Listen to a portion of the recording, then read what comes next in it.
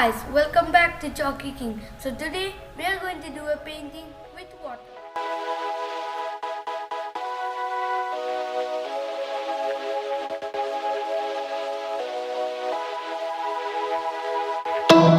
For this painting, we need some spray paint, a bucket or a box and an old canvas.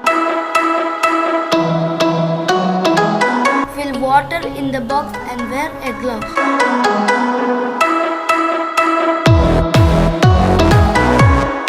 The spray painting should be done outside.